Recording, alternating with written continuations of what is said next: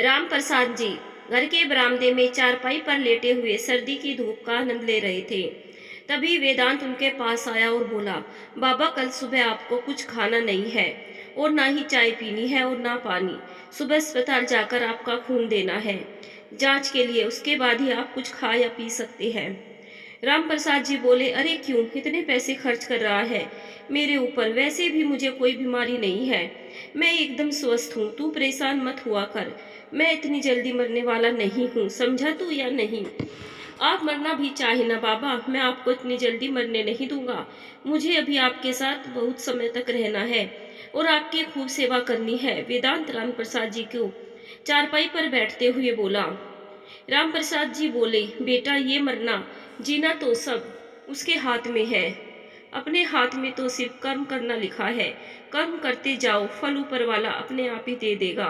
बिल्कुल सही कहा आपने बाबा, आपने तो जिंदगी भर अच्छे कर्म ही करे, फिर भी भगवान ने आपको उनका उचित फल नहीं दिया। भगवान ने आपके साथ बेईमानी करी बाबा। वेदांत कुछ उदास होते हुए बोला, नहीं बेटा, ऐसा नहीं कहते। मेरे कुछ अच्छे कर्मों का फल ही होगा जो मुझे तेरे जैसा श्रवण कुमार के समान बेटा मिला है। राम प्रसाद जी बोले, कहाँ बाबा, मैं श्रवण कुमार हूँ। मैं तो एक अच्छा बेटा भी साबित नहीं हो पाया, वरना आपको इतने कष्ट कभी नहीं उठाने पड़ते। वेदांत बोला, नहीं बेटा, तू तो मेरे लिए श्रवण कुमार से भी ज्यादा लायक बेटा है। तेरे जैसा बेटा जिसे मिल जाए ना, उसका तो सारा जीवन ही सार्थक हो जाए। ऐसा बोलकर राम प्रसाद जी ने प्यार से वेदांत का माथा चूम लिया। तभी वेदांत की पत्नी रूपाली चाय लेकर आ गई। रूपाली के आ जाने से राम प्रसाद जी और वेदांत के बीच की बात रुक गई, पर रूपाली उनकी बात शायद समझ गई थी, इसीलिए वे बोली, क्या आप दोनों भी जब देखो वही पुराना आलाप लेकर बैठ जाती है, वही पुराना रिकॉर्ड घुमाते रहती है? कुछ नई बात किया कीजिए। ऐसा बोलकर रूपाली चाय की ट्रे उन्हें देकर खुद बच्चों को लेने चली गई, क्योंकि बच्चे की स्कूल बस आने का समय हो गया था। रूपाली के जाने के बाद राम प्रसाद जी और वेदांत चाय पीने लगे। थोड़ी देर में रूपाली बच्चों को लेकर आ गई और फिर सबने साथ में खाना खाया और फिर सब आराम करने लगे। वेदांत को आज कुछ काम था तो उसने आज और कल की छुट्टी ले ली थी, क्योंकि कल राम प्रसाद जी को अस्पताल लेकर जाना था जांच कराने के लिए। वेदांत, रूपाली और बच्चे तो आराम करने लगे। उन्हें जल्दी ही नींद आ गई, पर राम प्रसाद जी की आंखों से नींद गायब थी। वे कई बार सोचते कि क्या उन्होंने सच में इतने अच्छे कर्म किए होंगे जो उन्हें वेदांत जैसा बेटा मिला, या ये सब लोग उनके द्वारा की गई मदद के एहसानों का बोझ समझकर मजबूरी में उनके साथ इतना अच्छा व्यवहार कर रहे हैं। राम प्रसाद जी जब भी वेदांत को देखते तो ये सारी बातें उनके दिमाग में अपने आप आकर उथल पुथल मचा देती थी। ये सारी बातें सोचते सोचते ही वे 60 साल पीछे चले जाते हैं और पुरानी सारी यादें उनकी आंखों के सामने चलचित्र की तरह घूमने लगती है। राम प्रसाद जी अपने बचपन से जवानी और फिर जवानी से आज तक की उनके जीवन में घटित घटनाओं को याद करने लगते हैं। बहुत बचपन की तो नहीं, उन्हें याद नहीं थी, पर हाँ 5वीं कक्षा से उन्हें कुछ कुछ याद था, जो फिर आगे को बढ़ता गया। जवानी से आगे की तो सारी बातें उन्हें अच्छे से याद थी। वे बातें तो वे कभी भूलना भी चाहे तब भी कभी भूल नहीं सकते हैं। राम प्रसाद जी सोचने लगे कि क्या रिश्ते सिर्फ खून के होते हैं? क्या जिनसे हमारा खून का रिश्ता होता है उन्हें ही हम अपना कह सकते हैं? क्या वे हमारे अपने रिश्तेदार होते हैं जिन्हें हम नाम दे सकते हैं? क्या वे रिश्ते हमारे अपने नहीं होते जिन्हें हम किसी रिश्ते से नहीं पुकार सकते, पर वे हमेशा हमारी एक पुकार पर हमारे सामने मदद के लिए उपस्थित हो जाती है, जो हमेशा सुख दुख में हमारे साथ खड़े रहते हैं। इंसान हमेशा अपने रिश्तों के लिए जीता है। वह अपनी सारी जिंदगी उन रिश्तों को निभाने में खपा देता है और सोचता है जब उसे आवश्यकता होगी तब वे उसके साथ खड़े होंगे। कुछ लोगों के साथ उसके रिश्ते सच में हमेशा साथ साथ रहते हैं, पर कुछ लोग शायद इतने खुशनसीब नहीं होते हैं कि उन्हें जरूरत पड़ने पर अपनों का साथ नहीं मिलता। वे उन्हें मुश्किल समय में अकेला छोड़ देते हैं। पर कुछ रिश्ते अपने नहीं होते हुए भी सदा आपके साथ खड़े रहते हैं। मुश्किल समय में आपका साथ कभी नहीं छोड़ते। वे हमारे खून के रिश्ते नहीं होते हैं, पर वे हमारे अपने होते हैं। वे हमारी परवाह करते हैं, सुख दुख में हमारा साथ देते हैं। क्या हुआ अगर वे हमारे खून के रिश्ते नहीं है, पर है तो वह हमारे अपने ही ना। अगर ऐसा नहीं होता तो वे आज वेदांत के घर पर नहीं रह रहे होते। उन्हें वेदांत और रूपाली जैसे सेवा करने वाले बच्चे नहीं मिलते। जब उन्हें उनके अपनों ने मरने के लिए छोड़ दिया था, तब किसी चमत्कार की तरह उनके जीवन में खुशियों का आगमन हो गया। जहां वे अपनी मौत का इंतजार में एक एक पल तड़प तड़प के गुजार रहे थे, वहां उन्हें जिंदगी की खुशियां मिल गई। ये किसी चमत्कार से कम था क्या? राम प्रसाद जी का बचपन गांव में बीता। गांव के प्राइमरी स्कूल में वे पढ़ते थे। पढ़ने में बहुत तेज थे राम प्रसाद जी। पूरे स्कूल में उनके जैसा पढ़ने वाला कोई दूसरा बच्चा नहीं था, सिवाय एक कविता के। कविता पढ़ने में जितनी तेज थी उतनी ही सुंदर भी थी। खेल कूद में हमेशा सबसे आगे, जिस कारण राम प्रसाद जी और कविता में हमेशा आगे निकलने की होड़ लगी रहती थी। कभी राम प्रसाद जी आगे निकल जाते तो कभी कविता आगे निकल जाती। बचपन भी अजब निराला होता है ना। राम प्रसाद जी और कविता जहाँ स्कूल में हमेशा एक दूसरे के प्रतिद्वंदी रहते, वहीं घर आकर बहुत अच्छे मित्र बन जाते थे। इसका एक कारण ये भी था कि राम प्रसाद जी के पिताजी और कविता के पिताजी साथ ही में फौज में भर्ती हुए थे। वे बचपन से दोस्त थे, इसीलिए फौज में भी साथ ही भर्ती हुए। बाद में दोनों की शादी हो जाने के बाद वे दोस्त बने रहे। दोनों के परिवारों में भी अच्छी मित्रता थी। वैसे भी गांव में सभी एक दूसरे के साथ अच्छे से घुले मिले रहते हैं। किसी एक के घर का सुख दुख दुख पूरे गांव का सुख दुख होता है। कविता और राम प्रसाद 5वीं कक्षा में पढ़ते थे। अगले साल से उन्हें छठी में कुछ दूर दूसरे गांव में पढ़ने जाना था। 5वीं कक्षा का जब परिणाम आया तो कविता ने राम प्रसाद से 2 अधिक अंक प्राप्त किए। फिर क्या था, कविता ने राम प्रसाद को बहुत चिढ़ाया।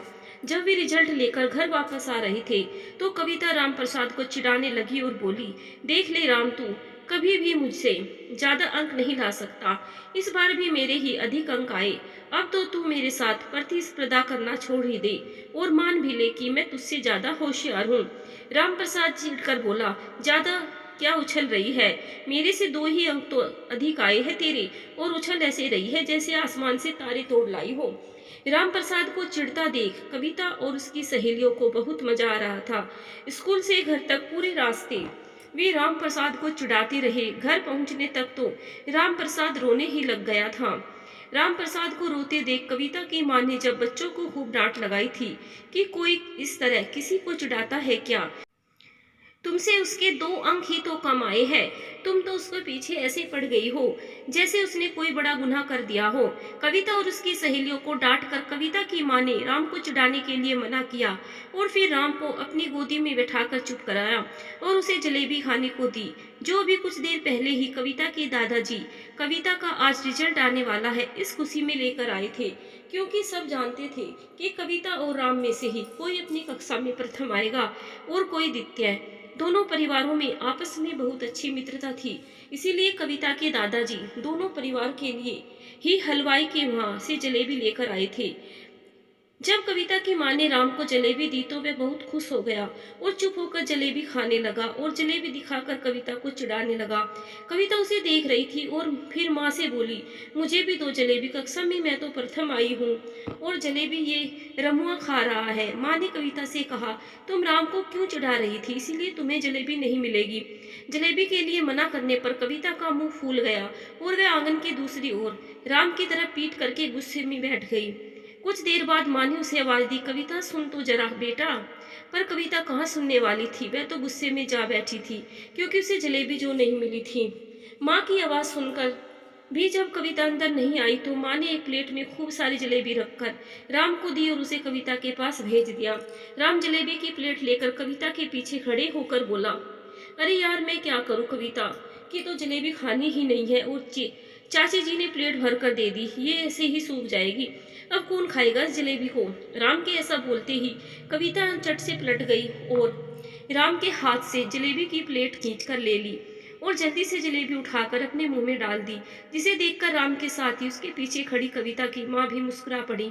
क्योंकि सब जानते थे कि कविता को जलेबी बहुत पसंद है, इसीलिए तो वह जब राम को उससे पहले जलेबी दे दी तो गुस्सा होकर आंगन के कोने में बैठ गई थी।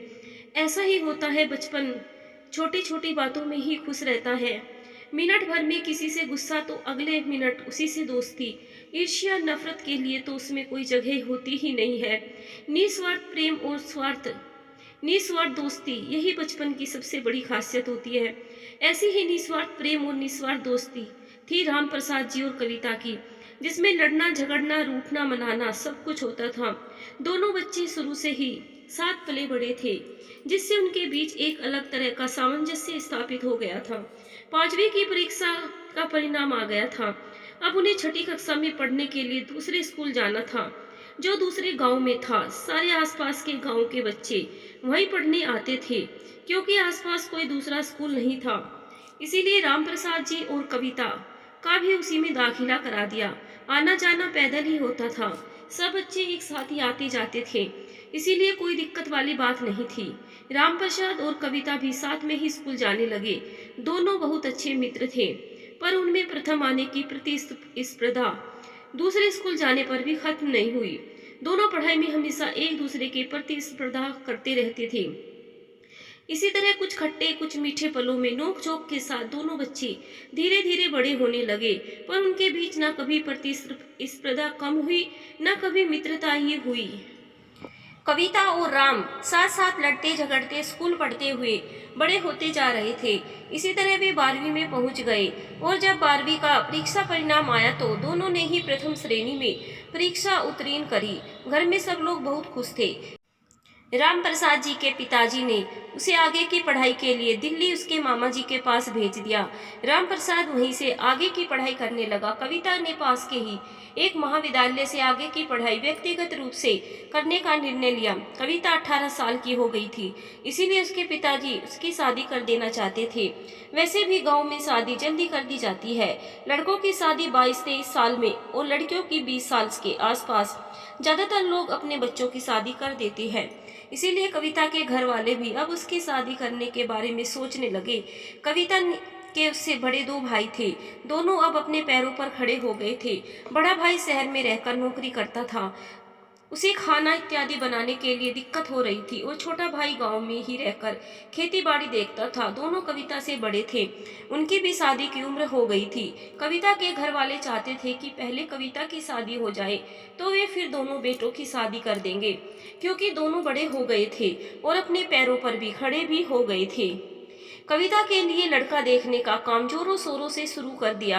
कुछ ही दिनों में कविता के लिए अच्छा घर वर मिल भी गया। कृष्णा पास के ही गांव का रहने वाला था और कविता के पिता का ही बटालियन में कार्यरत था। कविता के पिता का जब उससे परिचय हुआ तो वह उन्हें उसका व्यवहार बहुत अच्छा लगा। कृष्णा देखने में भी बहुत सुंदर था। लंबा चौड़ा गठीला शरीर, हल्का सांवला रंग। वैसे भी फौज वाले शारीरिक रूप से काफी अच्छे होते हैं, और कृष्णा तो बोलने का भी बहुत अच्छा था। एकदम शांत और मिलनसार स्वभाव, जिसने कविता के पिता को अपनी ओर आकर्षित कर लिया। इस बार जब वे छुट्टी में घर आए तो सीधे कृष्णा के घर पहुंच गए और अपनी बेटी के साथ कृष्णा की शादी की बात चलाई। कृष्णा के लिए खुद रिश्ता चल के उनके घर आया था। कृष्णा के परिवार वाले भी अब कृष्णा की शादी कर देना चाहते थे, इसीलिए उन्होंने रिश्ते को आगे बढ़ाने के बारे में विचार कर लिया। फिर वही सब हुआ जो सबके साथ होता है। पहले वे लोग कविता को देखने आए, उन्हें कविता पसंद आ गई। कविता में कोई पसंद न आने वाली कोई बात भी नहीं थी। कविता देखने में सुंदर थी, साथ में घर का सारा काम भी बहुत अच्छे से कर लेती थी। जब कविता उन्हें कृष्णा के लिए पसंद आ गई तो फिर आगे की भी सारी बातें तय हो गई और कविता का रिश्ता कृष्णा से तय हो गया। 2 महीने बाद का लगन निकला। तब कृष्णा 2 महीने की छुट्टी में घर आने वाला था। कविता बहुत खुश थी कि उसकी शादी कृष्णा से हो रही है। कृष्णा था भी तो बहुत आकर्षक व्यक्तित्व वाला। सबको कविता की शादी तय होने की खबर कर दी गई। राम प्रसाद को भी खबर हो गई। राम प्रसाद बहुत खुश हुआ कि चलो कविता के लिए एक अच्छा घर वर मिल गया। कविता के घर वाले काफी समय से उसके लिए एक लड़का खोज रहे थे। कविता की जब शादी थी तब तक राम प्रसाद की परीक्षा पूरी होकर उसे 1 महीने की छुट्टी होने वाली थी। इसलिए राम प्रसाद ज्यादा खुश था कि जब कविता की शादी होगी उन दिनों उसकी छुट्टी ही रहेगी, जिससे वह ज्यादा समय गांव में रह सकता है। कोई उसे रोकेगा नहीं। कविता उसकी बचपन की दोस्त थी। राम प्रसाद कविता की शादी में खूब मस्ती करने की योजना बनाने लगा। दोनों बहुत अच्छे मित्र थे, इसीलिए राम प्रसाद कविता के लिए बहुत खुश था। राम प्रसाद ने कविता की शादी में पहनने के लिए नए कपड़े भी बना लिए। उधर कविता के घर में उसकी शादी की तैयारी शुरू हो गई। नए कपड़े गहने खरीदे जाने लगे। पूरे घर की लिपाई पुताई हो गई। घर एकदम चमक गया। गांव में आज भी जब किसी के घर कोई काम काज होता है तो सारे गांव वाले मिलकर सारे काम करते हैं। कविता के घर पर भी अब हर समय कोई ना कोई काम के सिलसिले में आया ही रहता। कोई काम पूछने आ जाता तो कोई बधाई देने आ जाता। कविता के पिताजी सारा काम अपनी निगरानी में ही करा रहे थे। वे शादी में किसी बात की कोई कमी नहीं रहना देना चाहते थे। एक ही बेटी थी उनकी। कविता के ससुराल वाले भी अच्छे खाते पीते घर के थे। उनके 3 बेटे और 1 बेटी थी।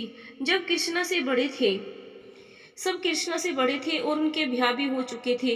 नंद अपने ससुराल चली गई थी। सबसे बड़ा भाई दिल्ली में नौकरी करता था और दूसरा गांव में ही रहकर खेती बाड़ी देखता था।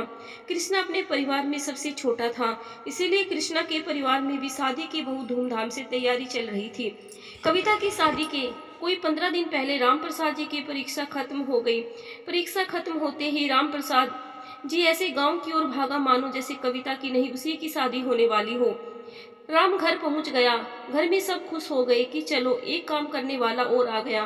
राम को इस तरह के काम की कोई जानकारी नहीं थी, तो कविता के पिताजी ने उसे कविता को बाजार लाने ले जाने की जिम्मेदारी सौंप दी। कविता को इन दिनों अक्सर बाजार जाना होता था, कभी कपड़े, कभी गहने तो कभी श्रृंगार का सामान लेने। राम के घर आ जाने से सब निश्चिंत हो गए कि राम और कविता की आपस में अच्छी मित्रता तो है ही, तो राम कविता के साथ जाकर उसके बाजार के सारे काम करा के आएगा। कविता भी राम के साथ जाने में खुश थी, क्योंकि भाई या पिताजी के साथ जाती तो सब उसे जल्दी करने के लिए कहते, पर राम कुछ नहीं कहता। उसे जितना समय लेना होता वे आराम से ले सकती थी। दोनों बचपन से ही साथ में पले बड़े थे, तो एक दूसरे की पसंद को भी अच्छे से समझते थे। इसीलिए कविता भी खरीदारी करने राम के साथ जाने में खुश रहती। कविता की शादी की तैयारी बहुत धूमधाम से चल रही थी। कविता और राम करीब रोज ही अब बाजार जाते, क्योंकि कविता को कोई न कोई काम रहता ही था। कविता दुल्हन बनने वाली थी और हम जानते हैं कि दुल्हन के 100 तरह के नाज नखरे होते हैं। कभी ये पसंद आया तो कभी वो पसंद नहीं आया। राम कविता को जब वह कहती बाजार लेकर चले जाता, जिससे किसी घर वाले को उसके साथ नहीं जाना पड़ता, तो उन्हें भी कोई परेशानी नहीं होती थी। धीरे धीरे कविता की शादी का दिन भी आ गया। आगे की कहानी सुनने के लिए चैनल को सब्सक्राइब जरूर करें।